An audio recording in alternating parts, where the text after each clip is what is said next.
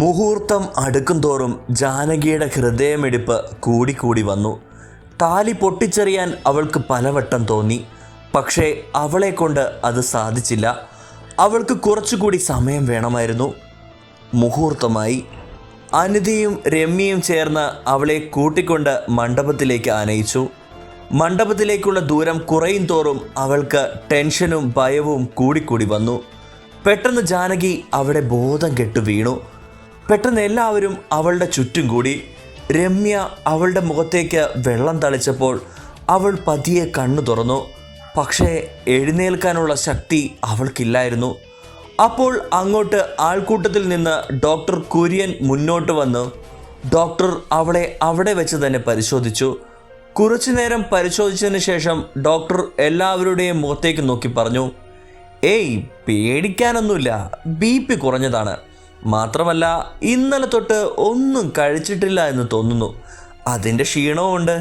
ഞാനൊരു ഇഞ്ചക്ഷൻ വെച്ചിട്ടുണ്ട്, അതിൻ്റെ ക്ഷീണവും കാണും. ഒന്ന് വിശ്രമിച്ചാൽ മതിയാവും. അപ്പോൾ കല്യാണമോ? മുഹൂർത്തത്തിന് ഇനി 2 മിനിറ്റേ ഉള്ളൂ. കല്യാണത്തിന് വന്ന അവരുടെ ഒരു ബന്ധു പറഞ്ഞു. അതൊന്നും കുഴപ്പമില്ല, ഇന്ന് കല്യാണം നടന്നില്ലെങ്കിലും കുഴപ്പമില്ലെന്നേ. നമുക്ക് മറ്റൊരു ദിവസം നല്ലൊരു മുഹൂർത്തം നോക്കി കല്യാണം തീരുമാനിക്കാം. എന്തു പറയുന്നു? ദേവദത്തൻ അതിന് മറുപടിയായി എല്ലാവരെയും നോക്കിക്കൊണ്ട് പറഞ്ഞു. റാമടക്കം എല്ലാവരും ആ തീരുമാനത്തെ അനുകൂലിച്ചു. പിന്നീട് റാം ജാനകിയെ താങ്ങി പിടിച്ചുകൊണ്ട് റൂമിലേക്ക് പോയി. മരുന്നിൻ്റെ എഫക്റ്റും ക്ഷീണവും കാരണം അവൾ കിടന്ന പാടെ ഉറങ്ങി. Sorry Ram, I am sorry. ആ ഉറക്കത്തിനിടയിലും അവൾ പിറുപിറുത്തു. അത് റാം കേട്ടു. അവൻ ഒരു ചെറു പുഞ്ചിരിയോടെ അവളുടെ നെറുകയിൽ തലോടിക്കൊണ്ട് പറഞ്ഞു, ഇറ്റ്സ് ഓക്കെ ജാനകി. അതും പറഞ്ഞ് അതേ പുഞ്ചിരിയോടെ അവൻ റൂമിൻ്റെ പുറത്തേക്ക് പോയി. പിറ്റേ ദിവസം രാവിലെ ജാനകി ഉണർന്ന് ഹാളിലേക്ക് ചെന്നപ്പോൾ അവിടെ ദേവദത്തനും ജാനകിയും പ്രൊഫൈലിലിരിക്കുന്നു. അവരുടെ അടുത്തായി ഒരു ജോത്സ്യനും ഇരിക്കുന്നുണ്ട്. ജാനകിയുടെയും റാമിൻ്റെയും കല്യാണത്തിനുള്ള അടുത്ത മുഹൂർത്തം കുറിപ്പിക്കാനാണ് ജോത്സ്യൻ അവിടെ വന്നിരിക്കുന്നത്. അവർക്ക് ചുറ്റും ബാക്കിയുള്ള കുടുംബാംഗങ്ങൾ എല്ലാവരും നിൽപ്പുണ്ട്. ജാനകി പതിയെ ചെന്ന് സോഫയിലിരിക്കുന്ന ദേവകിയുടെ അടുത്ത് ചെന്നിരുന്നു. എന്നിട്ട് ദേവകിയുടെ തോളിൽ ചാരിക്കിടന്നു. ദേവകി ജാനകിയുടെ മുടിയിഴകളിൽ തലോടിക്കൊണ്ട് ചോദിച്ചു, മോൾക്കിപ്പോൾ എങ്ങനെയുണ്ട്? ഇപ്പം കുഴപ്പമില്ല, സോ ബെറ്റർ. ജാനകി പുഞ്ചിരിച്ചുകൊണ്ട് മറുപടി പറഞ്ഞു. ഇതേ സമയം ജോത്സ്യൻ പഞ്ചാംഗം നോക്കിക്കൊണ്ട് പറഞ്ഞു, 2 ആഴ്ച കഴിഞ്ഞ് നല്ലൊരു മുഹൂർത്തമുണ്ട്, അന്നേക്ക് കുറിക്കട്ടെ. പിന്നെന്താ, കുറിച്ചോളൂ, ദേവദത്തൻ സന്തോഷത്തോടെ പറഞ്ഞു. അത് കേട്ടതും ജാനകി ഒരു ഞെട്ടലോടെ മുത്തശ്ശനെ നോക്കി പെട്ടെന്ന് പറഞ്ഞു, മുത്തശ്ശ 1 മിനിറ്റ്, എനിക്കിപ്പോൾ കല്യാണം വേണ്ട. ജാനകി ആ പറഞ്ഞത് കേട്ട് ദേവദത്തനടക്കം എല്ലാവരും അവളെ നോക്കി. തന്നെ നോക്കുന്ന എല്ലാവരെയും നോക്കി അവൾ പറഞ്ഞു, എനിക്ക് കുറച്ച് സമയം വേണം. എനിക്ക് ഓക്കെ ആകുമ്പോൾ ഞാൻ പറയാം, അന്ന് മുഹൂർത്തം നോക്കിയാൽ മതി. അതും പറഞ്ഞ് അവൾ എല്ലാവരുടെയും മുഖത്തേക്ക് നോക്കി. ഏറ്റവും ആദ്യം നോക്കിയത് റാമിൻ്റെ മുഖത്തേക്കാണ്. അവനും അത് ശരിയാണെന്ന് തോന്നി. അവനും അവളുടെ ആ വാക്കിനെ അനുകൂലിച്ചു. അങ്ങനെ ബാക്കിയുള്ളവരും കൂടി അവരുടെ വാക്കിനെ അനുകൂലിച്ചു. 2-3 ദിവസം കഴിഞ്ഞതും തെക്കൻ വീട്ടുകാരുടെ കമ്പനിയായ തെക്കൻ ഗ്രൂപ്പ്, ജാനകി തൻ്റെ UK ജോലി രാജിവെച്ച് തെക്കൻ ഗ്രൂപ്പിലെ കമ്പനിയിൽ ജോയിൻ ചെയ്തു. തെക്കൻ ഗ്രൂപ്പിൽ ഒരു മീറ്റിംഗ് നടക്കുകയാണ്. റാമും കൃഷ്ണനും ദേവദത്തനും ജാനകിയും ആ മീറ്റിങ്ങിൽ ഉണ്ടായിരുന്നു. തെക്കൻ ഗ്രൂപ്പിൻ്റെ കൺസ്ട്രക്ഷൻ കമ്പനിയുടെ പുതിയ പ്രോജക്റ്റിനെ കുറിച്ചുള്ള മീറ്റിംഗ് ആയിരുന്നു അത്. സർക്കാർ പ്രോജക്റ്റിൻ്റെ ഭാഗമായി ശിവദുർഗയിൽ അവിടെയുള്ള എല്ലാ സർക്കാർ സ്ഥാപനങ്ങളും ഒരു കുടക്കീഴിൽ വരുന്ന രീതിയിലുള്ള ഒരു കെട്ടിട സമുച്ചയം പണിയാനായിരുന്നു ആ പ്രോജക്റ്റ്. റാമും കൂടെ എഞ്ചിനീയർ ഡിപ്പാർട്ട്മെൻറ്റിൻ്റെ ഹെഡും റാമിൻ്റെ കൂട്ടുകാരനും കൂടിയായ വിനോദും സബ് എഞ്ചിനീയറായ നികിതയും ചേർന്ന് അങ്ങോട്ടേക്ക് പോകാൻ തീരുമാനിച്ചു. ശിവദുർഗ എന്നത് കേട്ടതും ജാനകിയും അവരുടെ കൂടെ പോകാൻ തീരുമാനമെടുത്തു. പക്ഷേ റാമിന് ആ തീരുമാനത്തോടെ താല്പര്യമില്ലായിരുന്നു. പക്ഷേ റാമിനെ ജാനകി കൺവിൻസ് ചെയ്തു. അവസാനം ജാനകിയെ കൂട്ടാം എന്ന് റാം സമ്മതിച്ചു. അത് കേട്ടതും ജാനകി സ്വസ്ഥമായി ഒന്ന് നിശ്വസിച്ചു. അവിടെ ചെന്നിട്ട് വേണം തൻ്റെ താലിയുടെ കാര്യത്തിലൊരു തീരുമാനമാക്കാനും വിക്രമിനെ ഒരു പാഠം പഠിപ്പിക്കാനും അവൾ മനസ്സിൽ പറഞ്ഞു. പിറ്റേ ദിവസം അവർ ശിവദുർഗയിലേക്ക് യാത്ര തിരിച്ചു. റാമും വിനോദും മുൻസീറ്റിലും ജാനകിയും അതേ കമ്പനിയിലെ സബ് എഞ്ചിനീയറായ നികിതയും പുറകിലെ സീറ്റിലും ഇരുന്നു. ഈ കുറച്ചു സമയം കൊണ്ട് തന്നെ നികിതയും ജാനകിയും അടുത്ത കൂട്ടുകാരായി മാറിയിരുന്നു. നീ വരാതിരിക്കുന്നതായിരുന്നു നല്ലത്. അവിടെ ചെന്ന ആ വിക്രമനെങ്ങാനും എന്തേലും ചെയ്താലോ എന്ന പേടിയുണ്ട് എനിക്ക്. റാം ഡ്രൈവ് ചെയ്യുന്നതിനിടയ്ക്ക് ജാനകിയോട് പറഞ്ഞു. വിക്രമൻ ഇനി ഒന്നും ചെയ്യില്ല, ജാനകി ദൃഢനിശ്ചയത്തോടെ പറഞ്ഞു. പിന്നീട് പുറത്തേക്ക് നോക്കി പുച്ഛത്തോടെ മനസ്സിൽ പറഞ്ഞു, അവനെ കാണാൻ തന്നെയാണ് ഞാൻ പോകുന്നത്. ഇവർ എന്താണ് പറയുന്നത് എന്ന് മനസ്സിലാവാതെ നികിതയും വിനോദും അവരെ സംശയത്തോടെ നോക്കി.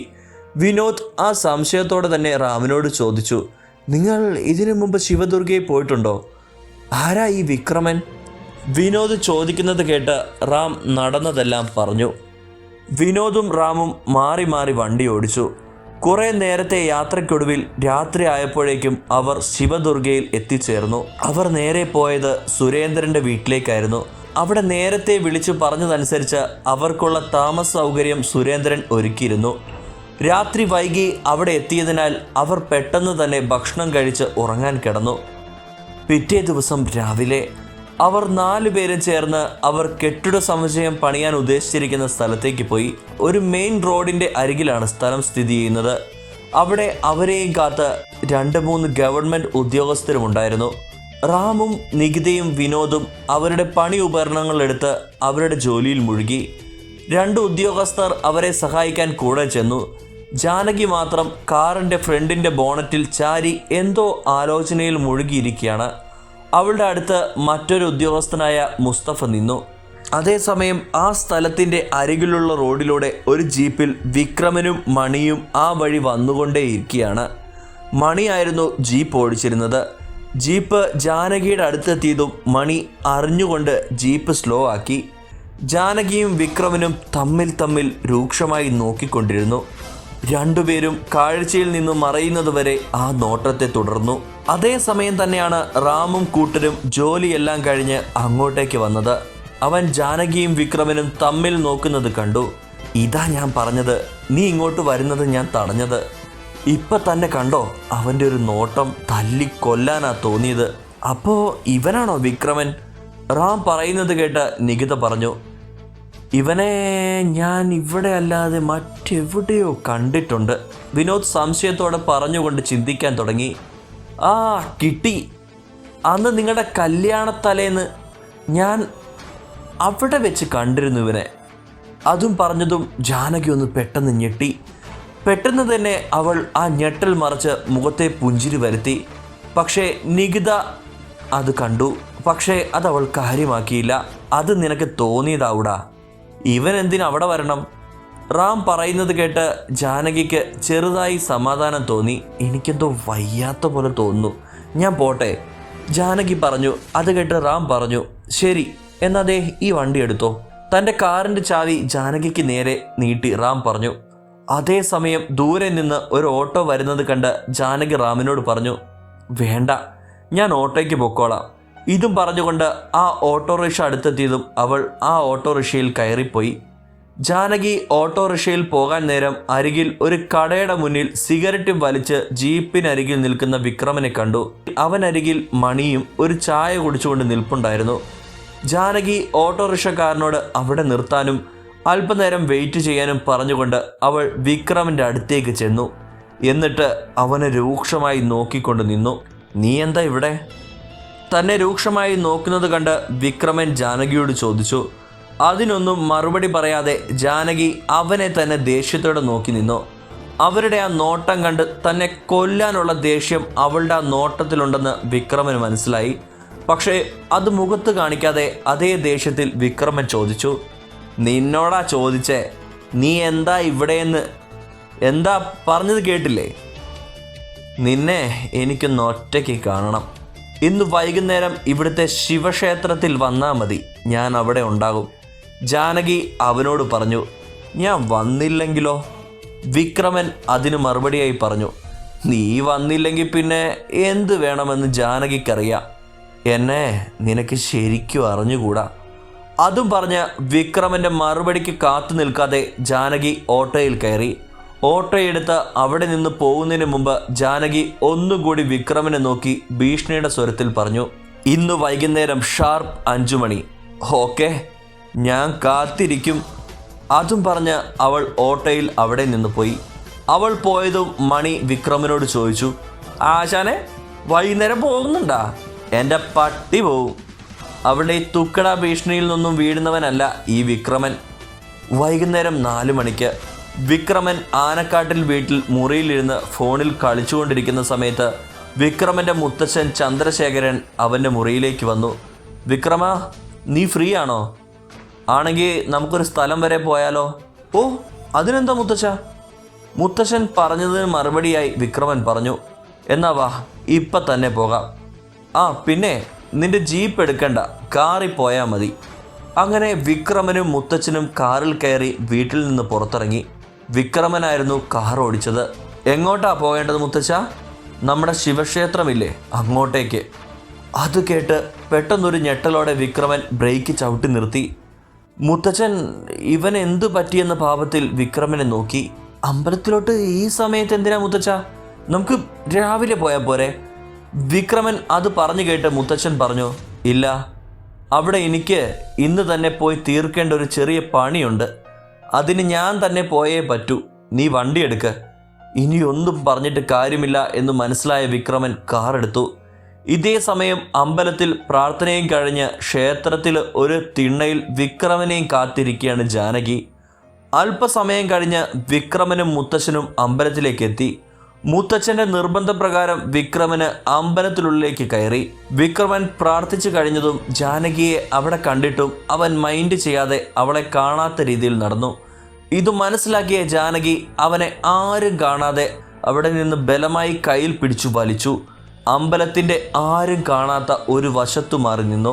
നിനക്കെന്താ വേണ്ടത്? ജാനകിയുടെ കയ്യിലെ പിടുത്തം വിടിപ്പിച്ചുകൊണ്ട് വിക്രമൻ ദേഷ്യത്തോടെ പറഞ്ഞു, എനിക്കൊരു തീരുമാനം അറിയണം. എന്തു തീരുമാനം? ജാനകി ഒളിപ്പിച്ചു വെച്ച തൻ്റെ താലി പുറത്തെടുത്ത് വിക്രമന് നേരെ നീട്ടി. ഇതിൻ്റെ കാര്യത്തിൽ ഒരു തീരുമാനം. നീ ഇതുവരെ ഇത് പൊട്ടിച്ചു കളഞ്ഞില്ലേ? ഞാൻ അപ്പോഴത്തെ ദേഷ്യത്തിന് കെട്ടിയതാണ്. മര്യാദയ്ക്ക് അത് പൊട്ടിച്ചു കളഞ്ഞോണം. അല്ലാതെ ഇതിൻ്റെ പേരും പറഞ്ഞ് എൻ്റെ വീട്ടിലേക്ക് എങ്ങാനും കയറി വന്നാൽ എൻ്റെ ഭാര്യയായി ജീവിക്കാമെന്ന പൂതി മനസ്സിലുണ്ടെങ്കിൽ അതങ്ങ് കളഞ്ഞോണം. അയ്യടാ, നിൻ്റെ ഭാര്യയായി ജീവിക്കുന്നതിനേക്കാൾ നല്ലതേ മരിക്കുന്നതാ. അങ്ങനെയാണെങ്കിൽ പിന്നെ എന്തിനടി ഇത് കഴുത്തിലിട്ട് നടക്കുന്നത്? പൊട്ടിച്ച് കളഞ്ഞൂടെ? പെട്ടെന്ന് ജാനകിയുടെ സ്വരം പതിഞ്ഞു. അതേ പതിഞ്ഞ സ്വരത്തിൽ തന്നെ ജാനകി വിക്രമനെ നോക്കി പറഞ്ഞു, ഞാൻ കുറേ ശ്രമിച്ചതാണ്, എന്നെക്കൊണ്ട് സാധിക്കുന്നില്ല. ആരാണ് കെട്ടിയത് അയാൾ തന്നെ പൊട്ടിച്ചാൽ മതി. എന്നാ ശരി. അതും പറഞ്ഞ് വിക്രമൻ ജാനകിയുടെ കഴുത്തിലെ താലി പിടിച്ച് പൊട്ടിക്കാനായി വലിച്ചതും, വിക്രമ അരുത്, നിർത്ത്. ജാനകിയും വിക്രമനും ഒരുപോലെ ആ ശബ്ദം കേട്ട ഭാഗത്തേക്ക് നോക്കി. അവിടെ മുത്തച്ഛനെ കണ്ടതും രണ്ടുപേരും ഒരേപോലെ ഞെട്ടി. ഇനി എന്താകും? സത്യം അറിഞ്ഞോ? അറിഞ്ഞെങ്കിൽ തന്നെ ഇനി വിക്രമനും ജാനകിക്കും എന്ത് സംഭവിക്കും? അറിയാൻ കാത്തിരിക്കുക.